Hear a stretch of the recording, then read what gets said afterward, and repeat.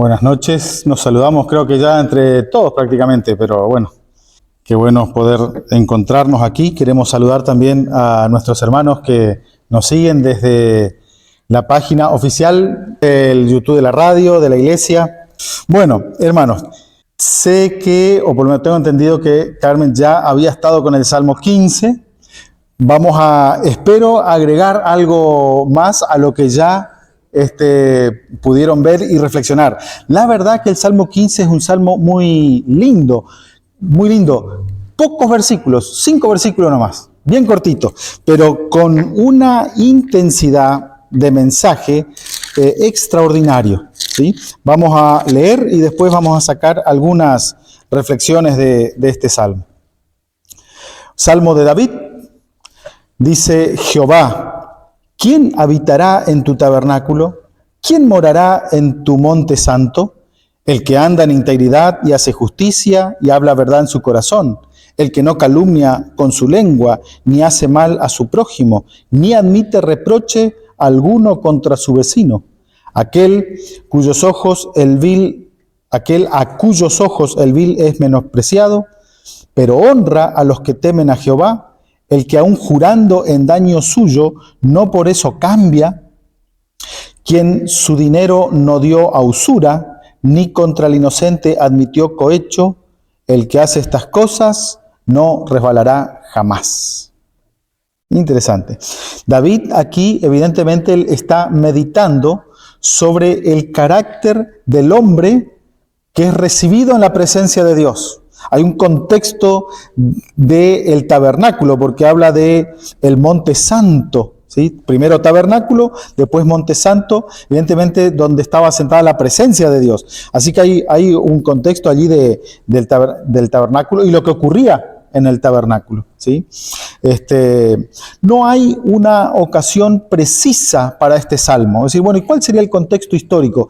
No hay algo preciso o seguro. Es muy probable que el contexto histórico del salmo, o sea, con el que David escribió este salmo inspirado por el Espíritu Santo, fue cuando se trajo el arca del pacto a Jerusalén, en aquel incidente. O sea, que el contexto histórico estaría dado en el segundo libro de Samuel, el capítulo 6. Allí, en el contexto de lo que ocurrió, allí en el traslado del arca para traer a Jerusalén, ahí podría ser el contexto histórico. Este salmo es conocido por un nombre en particular. Se lo conoce como el Salmo del Buen Ciudadano y Caballero de Dios. Miren, qué interesante, ¿no? El título que ha recibido. Y parece ser, es probable, que aparte del Salmo 23, es el salmo más apreciado dentro del mundo religioso, diríamos. O sea, parece ser que está el Salmo 23 y este salmo le sigue como uno de los más apreciados, ¿sí? En su desarrollo, es la descripción más completa del hombre ideal, ¿sí? Que puede hallarse en el Salterio, o sea, en el libro de los Salmos, ¿sí? Y la verdad que es una descripción bien completa. En cuanto a la estructura del Salmo, es una epifonema y que se da de esta manera. El versículo 1, ¿sí? Ustedes ven que ahí aparecen dos preguntas. Es paralelo de la última parte del versículo 5. Es decir, el Salmo pregunta y dice Jehová: ¿quién habitará el tabernáculo? Pregunta, ¿no? ¿Quién morará en tu santo monte? El que hace estas cosas no resbalará jamás. Es decir, ese es el que va a habitar, ¿sí? Y en el medio, entre estas dos que son como paralelos que encierran el resto del Salmo, en el medio están todas las características del hombre que finalmente va a habitar en el tabernáculo, o sea, aquel que no va a resbalar jamás, ¿sí? Y la respuesta a esas dos preguntas iniciales son 11 características. 11 características, que las primeras son dadas en positivo y las otras, las del versículo 2, son dadas en positivo, y las otras, del 3 al 5, son dadas de manera negativa, ¿sí? En la expresión, por lo menos. Interesante porque ya en la pregunta, o sea, las preguntas, fíjense que dice, ¿quién habitará en tu tabernáculo? Pero reitera la pregunta, ¿quién morará en tu santo monte? Es sabido, es conocido de los paralelismos que hay en los salmos, ¿no? Una primera línea expresa una idea y la segunda línea expresa la misma idea, a veces con una intensidad o a veces simplemente con la misma idea sin otra intensificación. Y hay veces que en la segunda línea cambia totalmente el sentido, pero para enfatizar la idea de la primera línea. Bueno, evidentemente acá hay un paralelo, pero acá en este paralelismo hay una intensificación. Y es interesante la intensificación porque se nota en el hebreo.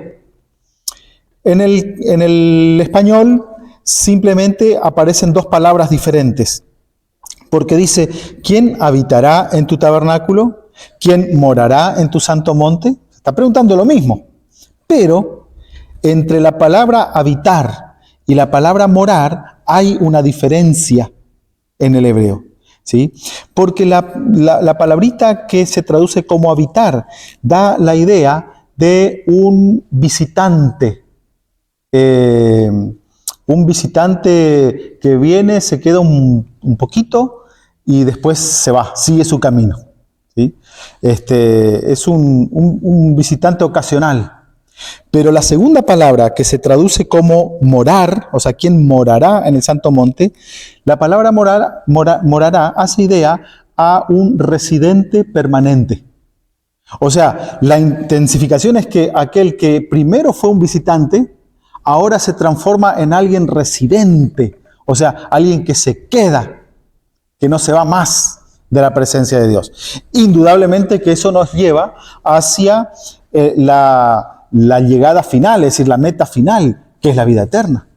Aquel que va a llegar finalmente a tener la vida eterna. Podríamos decir, ahora estamos en esta transitoriedad, pero anhelamos a llegar a aquel día cuando finalmente nos quedemos de manera permanente ya en la presencia del Señor. Y entonces ahí vienen las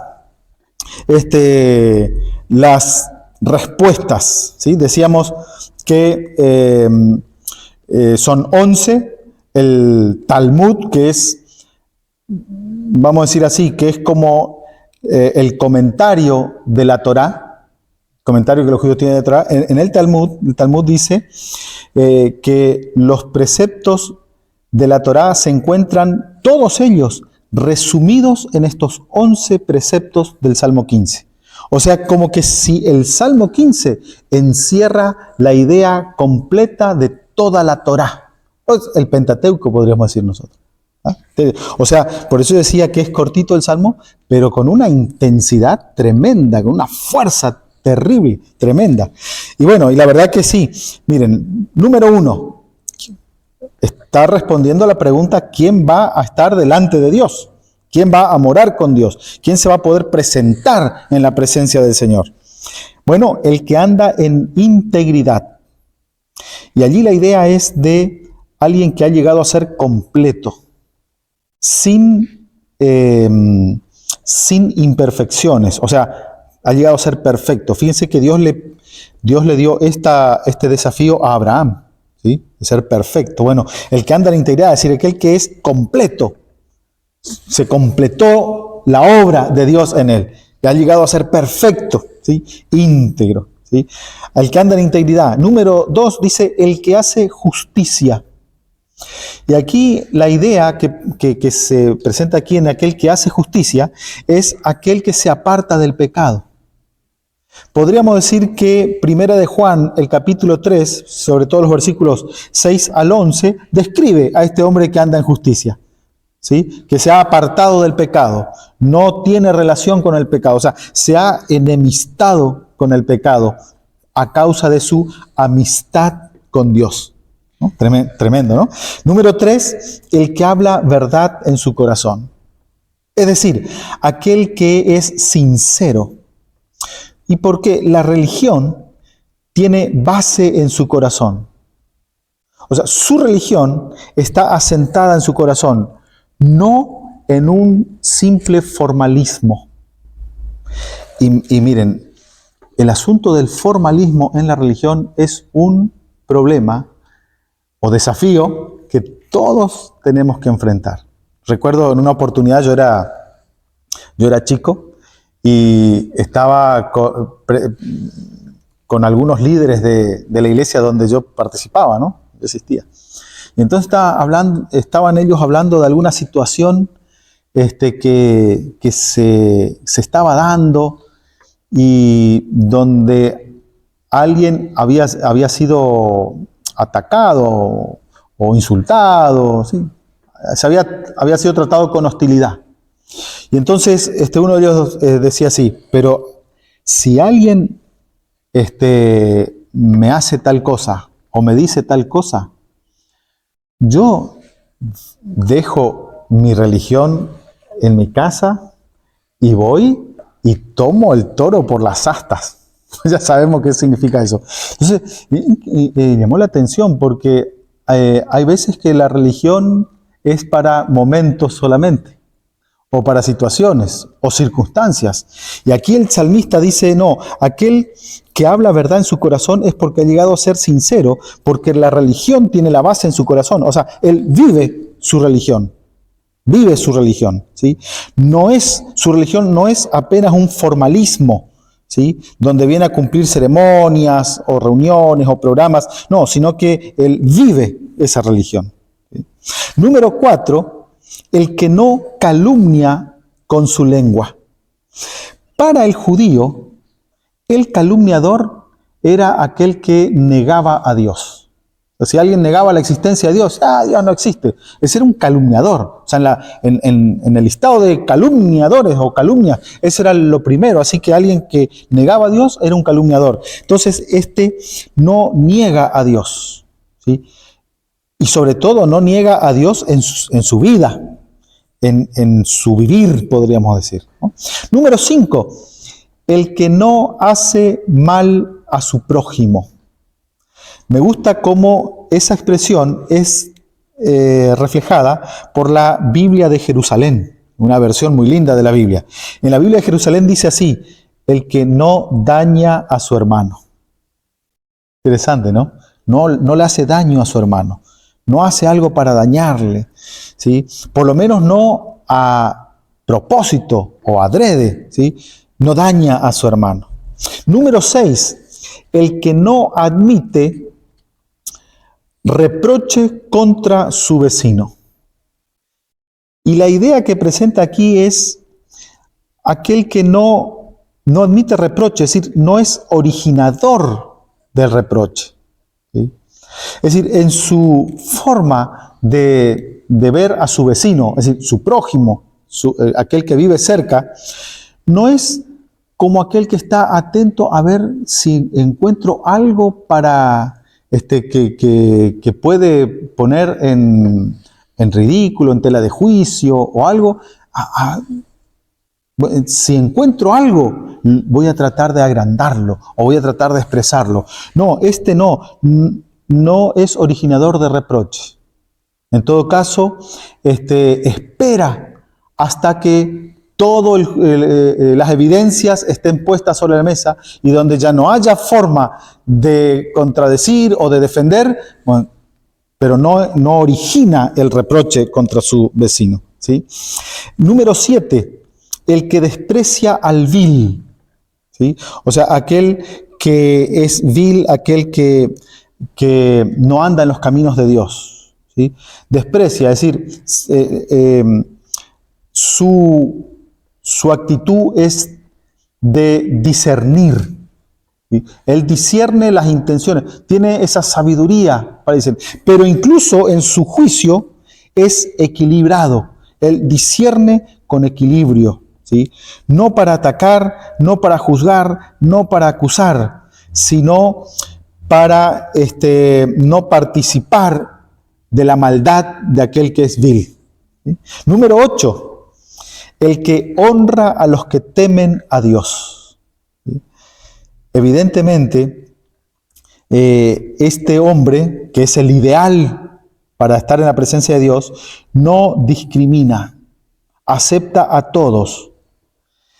Y para él es más importante la piedad, ¿sí? Esa piedad de la relación con Dios, la verdadera piedad, ¿sí? Es más importante que la posición. ¿Sí? Entonces, él no valora a las personas por jerarquía o posición social o económica, sino que valora a las personas por su relación con Dios. ¿Sí? De esa manera. Número 9, el que no cambia incluso en detrimento propio. Podríamos decir nosotros, hablando más a nuestro tiempo, decir, cuando alguien empeña su palabra, puede confiar. Si vieron que dice, no, si fulano te dijo tal cosa, no, entonces espera porque va a cumplir. O sea, porque empeñó su palabra. Y aun cuando sea en detrimento de sus propios intereses, va a cumplir igual. ¿Sí? Aun cuando sea perjudicial para él, avanza en el cumplimiento de aquello que se comprometió. ¿Sí? Número 10, el que no prestó con usura. Es decir, más bien es compasivo. ¿Sí? No presta con usura. Los judíos, interesante, los judíos, ellos a los hebreos, o sea, a los hermanos hebreos, ni siquiera le cobraban intereses. Es más, había todo un sistema de préstamo que llegaba a cierto tiempo y cuando alguien había empeñado a una propiedad, la propiedad volvía al dueño originario. O sea, en la sociedad judía difícilmente se veía a alguien que quedaba totalmente en la ruina y difícilmente se veía a alguien que llegaba a ser un terrateniente. ¿Sí? Porque todo volvía, después de ciertos años volvía. Y el precio de una tierra estaba cotizada de acuerdo al tiempo que faltaba para el jubileo, o sea, para el tiempo en que la tierra volvería a la familia original. Sí podía prestar con intereses a un extranjero, pero no con usura, sino con compasión y equilibrio, ¿no? Interesante. Y número 11, la última, el que no admite cohecho contra el inocente. Podríamos decir nosotros hoy día, en palabras actuales, aquel que no tiene precio. No, fulano ese no tiene precio. Es decir, queriendo decir, no, fulano no se vende, no se deja sobornar. Ni intentes porque no tiene precio. ¿Sí? Bueno, forma parte de la característica del hombre ideal que se presenta ante el Señor. ¿Sí? No se deja sobornar. 11 características.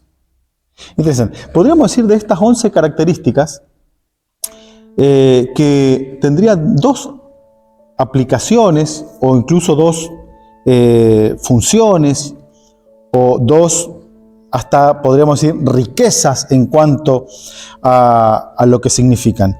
La primera de ellas, por supuesto, es que son estas características la preparación para el cielo. Es decir, alguien que va al cielo manifiesta este tipo de personalidad, estas características. Es la preparación para el cielo. Es lo que comúnmente llamamos como la santidad, la búsqueda de santidad. ¿Sí? Pero hay una segunda aplicación también, y es que de aquel que es prudente, tiene una vida prudente, ¿sí? Pero productiva a la vez, en esta vida. Imagínense una sociedad donde las personas tuvieran estas características, donde nadie se tuviera que estar cuidando uno del otro. No, yo no le doy la espalda a porque en cualquier... No, imagínense una sociedad donde todos tuvieran estas 11 características. Sería una sociedad perfecta. Bueno, el Señor espera que sus hijos tengan este tipo de características, ¿no? Es lamentable a veces. Recuerdo en un lugarcito donde había una iglesia medio chiquita, lejos de aquí, muy lejos de aquí, ¿sí? Pero estábamos queriendo hacer una obra misionera en ese lugar. Y entonces, en una oportunidad, una de las personas que estaban yendo de más o menos unos 100 kilómetros a trabajar allí, me dice, mire, nos encontramos con una dificultad. Porque cuando vamos y ofrecemos, la gente quiere estudiar la Biblia. Pero enseguida relacionan aquí y me preguntan, ¿ustedes son la iglesia de fulano? Sí. Sí, no. Déjame nomás a mí, tranquilo, yo no. Dice, porque hay un mal testimonio. Bueno, qué triste cuando pasa eso, ¿no? Pero el Señor espera que más allá, porque es claro que en este mundo vamos a encontrar circunstancias que ni se asemejan a estas características. O sea, nuestra relación con la gente del mundo. Y bueno, por supuesto que vamos a encontrar características que no son similares a estas. Pero más allá de eso, el Señor espera que sus hijos tengan estas características. Entonces, la segunda aplicación sería el aporte, aun cuando este mundo es caído en pecado, pero el aporte para esta sociedad actual, además de la preparación para el reino del cielo. Así que tiene como dos aplicaciones. Ahora, no sé si les pasa a ustedes, pero cuando uno ve todas estas características que tiene aquel que finalmente es aceptado en la presencia del Señor, surge la pregunta similar a la pregunta que le hicieron los discípulos a Jesús. ¿Se acuerdan cuando Jesús recibió al joven rico y se dio esa conversación y dijo que el joven rico le dijo, bueno, ¿qué bien haré para ser salvo? El Señor le dijo, bueno, guarda los mandamientos, todo esto ya lo he guardado, bueno, una cosa te falta. O sea, la búsqueda de esa perfección, de ese ser completo, como aparece aquí. Y entonces cuando el hombre se fue, triste, porque tenía muchas posesiones, Jesús dijo, bueno, qué difícil es que alguien que tenga muchas posesiones, ponga su confianza en esas posesiones, entre al reino de los cielos. Es más fácil hacer pasar el camello por el ojo de una aguja que un rico entre al reino de los cielos. Y entonces eso le llamó la atención a los discípulos. ¿Y se acuerdan la pregunta que hicieron los discípulos? Aparece en Mateo 19, del 25 y 26 la pregunta, ¿no? Y la pregunta a los discípulos y la respuesta de Jesús. Porque ellos le dijeron, pero entonces, ¿quién podrá ser salvo? Y cuando uno se pone a ver todas las características que Dios espera de sus hijos acá, y medio como que nos surge la misma pregunta, pero Señor, frente a todo esto, ¿quién? ¿Quién puede? ¿Quién puede? La respuesta de Jesús es reveladora, interesante, porque Jesús le dijo, bueno, para el hombre es imposible. O sea, reconoció la imposibilidad porque la verdad es que el hombre es pecador. ¿Sí? Y aunque desee, tiene que luchar con esta tendencia pecaminosa. ¿Sí? Pero Jesús le dijo, para el hombre es imposible, pero para Dios es posible. Dios puede hacer. O sea, el Señor apuntó a la gracia. Y qué interesante porque volvemos al comienzo del Salmo. Porque el contexto del Salmo es el tabernáculo, donde la gracia era revelada a través del sacrificio, a través de la sangre. ¿Sí? Así que en esa respuesta Jesús nos hace ver esto, que solo la gracia hace posible el ingreso, el ingresar al tabernáculo, solo por gracia. Pero estas características son de aquel que ya está en el tabernáculo, en la presencia, y quiere permanecer allí. Entonces, solo por gracia es posible el ingreso, o sea, la justicia de Dios.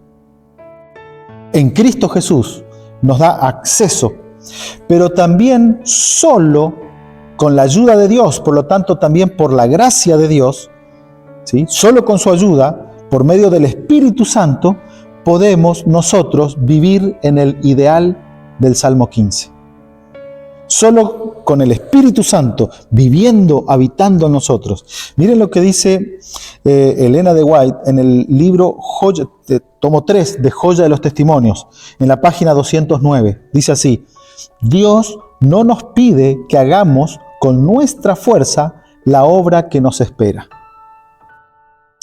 Él ha provisto ayuda divina para todas las emergencias a las cuales no pueden hacer frente nuestros recursos humanos. Da el Espíritu Santo para ayudarnos en toda dificultad, para fortalecer nuestra esperanza y seguridad, para iluminar nuestra mente y purificar nuestro corazón. En otras palabras, para vivir en el ideal del Salmo 15, solo a través de la intervención, la ayuda del Espíritu Santo. ¿Qué necesidad tenemos nosotros de buscarlo de todo corazón? En ese bautismo diario del Espíritu, el bautismo diario del Espíritu Santo, ese momento donde, o esa obra donde Él quiere llenar nuestra vida con su presencia. Y dice la misma autora, Ellen White, que cuando el Espíritu Santo es dado y viene a vivir con nosotros, trae todas las bendiciones juntas. ¿Sí? Que el Señor nos ayude a buscar de todo corazón esa guía de su Espíritu, esa ayuda divina para vivir en este ideal. O sea, vivir en la presencia permanente de nuestro Dios. ¿Qué les parece si ahora en oración le pedimos: Señor, ayuda? Yo quiero este ideal, pero Señor, soy pecador. Ayúdame por tu gracia, por tu justicia. Oramos, ¿les parece? Querido Padre que estás en los cielos, Señor, te damos gracias porque eres un Dios que salva, que perdona. Gracias por la justicia en Cristo Jesús, porque a través de ella tenemos acceso a tu presencia. Y Señor, ahora queremos rogarte que nos ayudes a humillarnos cada día, entregarnos a ti y buscar ese bautismo diario del Espíritu Santo, para que por medio de su presencia nosotros podamos vivir de acuerdo a este ideal del Salmo 15, preparándonos para aquel día cuando Cristo venga a buscar a tus hijos. En su nombre te rogamos y te agradecemos. Amén, Señor.